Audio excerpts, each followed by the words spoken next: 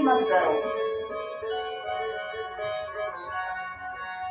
क्योंकि भगवान के घर तो सब लोगों का खाता है। इसमें लिख देते हैं भगवान, मेरी मालिक की दुकान में सब लोगों के खाता।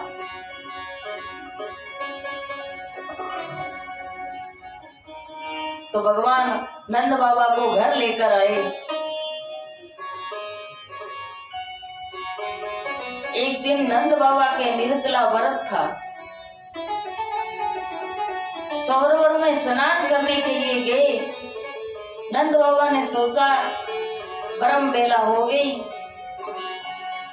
और रात की समय में ही नंद बाबा उठकर नदी में स्नान करने के लिए गए, और जैसे डुबकी लगाई, वरुण के जो दूत थे वो वरुण लोक में ले गए। वरुण जी ने बंदी बना लिया नंद बाबा को।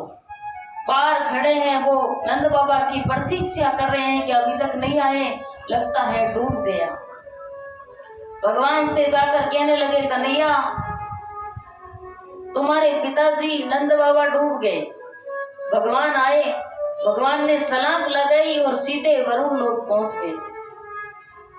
वरुण जी सिंहासन पर बैठे हैं, भगवान को देखा तो भगवान के चरणों में गिर गए और भगवान को सिंहासन पर बैठाया और भगवान का स्वागत किया।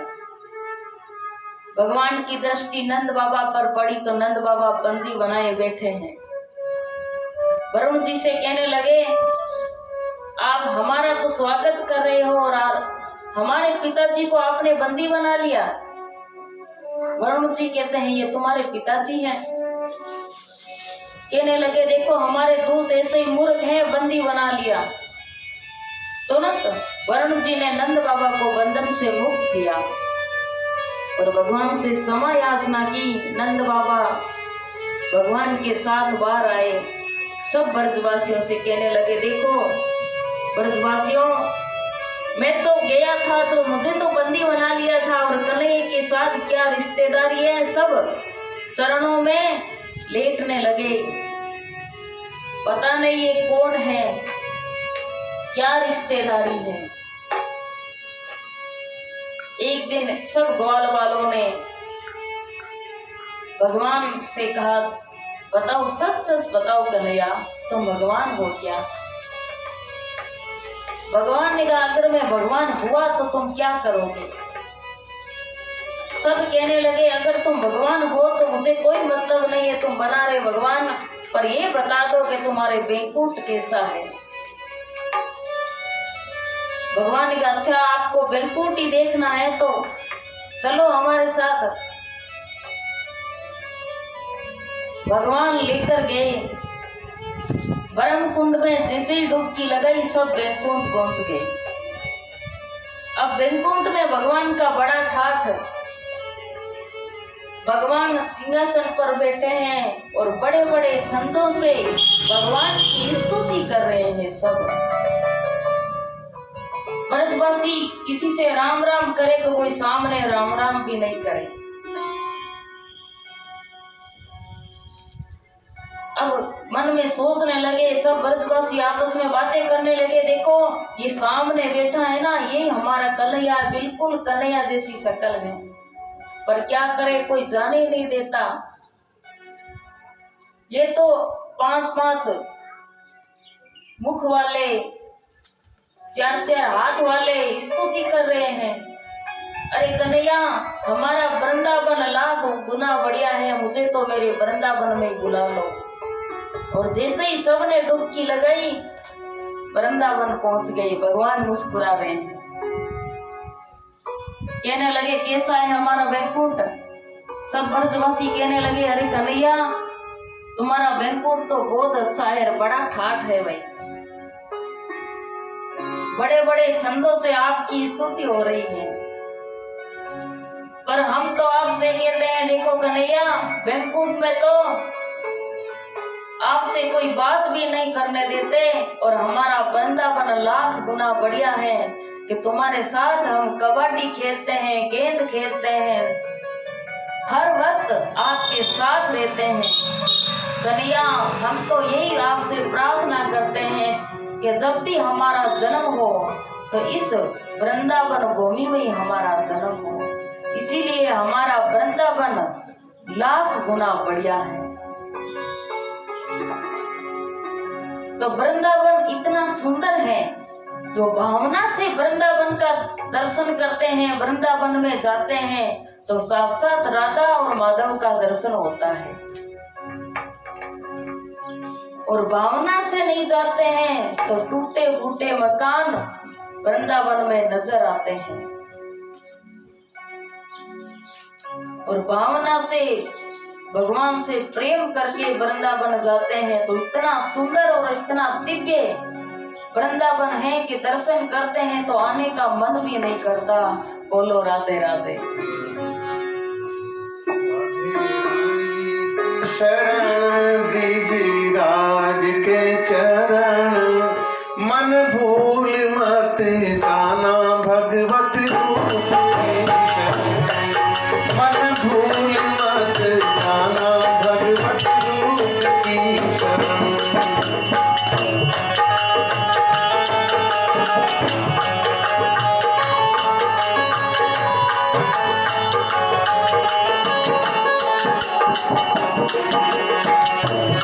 ब्रजभान की किशोरी में गैया तेरी भोरी, नित जानी के भोरी तो मेरा कोई शरण।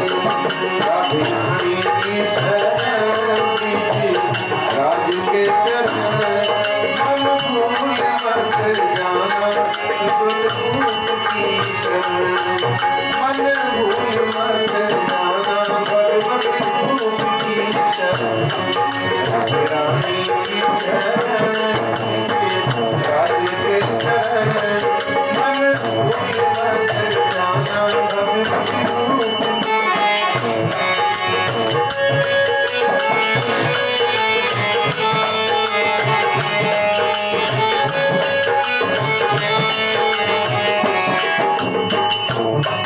जाकू श्याम हरि तेरे, रघुनाथा ही तेरे, बांसुरी के बेर करे नाम में रमन।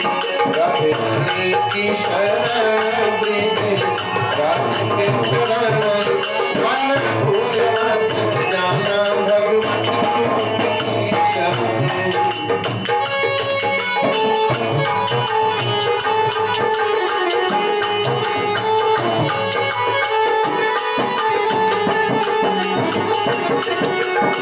प्रेम की बखानी जानी महिमा रस खानी, प्रेम की बखानी जानी महिमा रस खानी, मिले मीठ मन मानी करी प्यार से मन, मिले मीठ मन मानी करी प्यार से मन।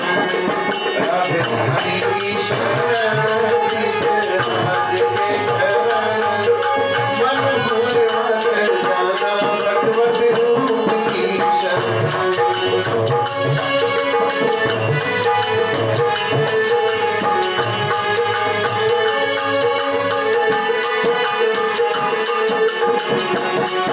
ऐसे मन मत मारो खाई दुनिया के वाले, ऐसे मन मत मारे छोड़ी दुनिया के वाले, राधा नाम के सहारे सौंप जीवन मन, नाम के सहारे सौंप जीवन मन।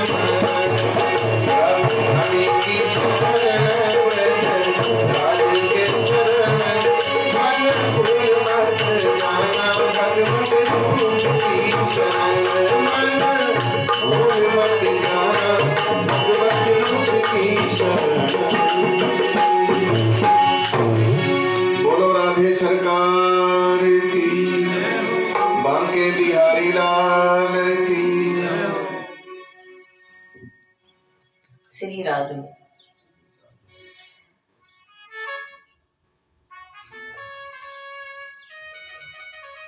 भगवान ब्रजवासियों को इसलिए नहीं बताना चाहते कि अगर उसने पता चल गया कि मैं भगवान हूँ तो सब मेरी पूजा करने लग जाएंगे, हमारे साथ खेलेंगे कौन। मैया यशोदा तो भी मिट्टी खाते हुए मैया यशोदा ने भगवान का मुख देखा तो मन मन में सोचने लगी कि मेरा पुत्र तो भगवान है। भगवान ने सोचा कि मेरी मैया को पता चल गया तो तुरंत माया का पर्दा डाल दिया और मैया सारी भगवत्ता भूल गई।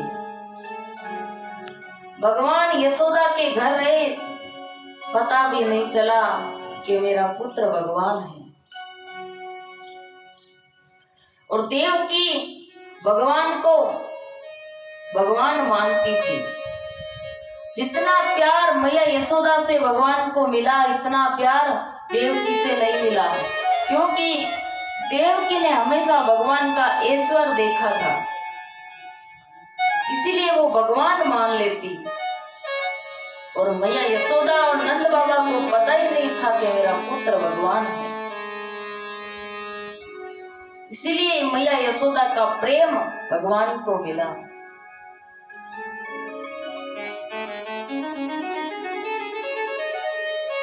अब भगवान गया चराने के लिए गए, शाम को आए भगवान घर। कंस सोच में पड़ गए कि मैं एक से एक दित्य भेजता हूँ और कोई हमारे पास लौट कर नहीं आता। एक दिन भगवान ब्रजवासियों से कहने लगे, अरे ब्रजवासियों, तुम्हारे घर में माखन मिश्री नहीं है क्या? तुम इतने कमजोर क्यों हो? सब ब्रजवासी कहने लगे कि हमारे घर में दूध दही की कमी नहीं है कन्हैया, पर क्या करे, हमारी मैया सारा माखन मथुरा बेचकर आ जाती है। भगवान कहने लगे कि गया चराते हैं गोकुल के लाला और मथुरा माखन खाते हैं मथुरा के लाला, ऐसा हम कभी नहीं होने देंगे। भगवान ने माखन बेचना बंद करवा दिया। कंस को पता चला तो ये केसी नाम का दैत्य था। इसने कहा, महाराज आप मुझे भेज दीजिए, मैं उसका वध कर दूंगा। केसी नाम के दैत्य को भगवान ने कंस ने भेज दिया और पूरे ब्रजमंडल में आग लगा दी। सब ब्रजवासी कहने लगे, कन्हैया मुझे इस भयंकर अग्नि से बचाओ। भगवान ने अग्नि को शांत किया और केसी नाम के दैत्य का वध किया। एक दिन नारद जी आए कंस के पास। कंस के पास आए और कंस से कहने लगे, महाराज आप कितने भोले हो, आपने अभी तक बलराम और कृष्ण को मारा नहीं।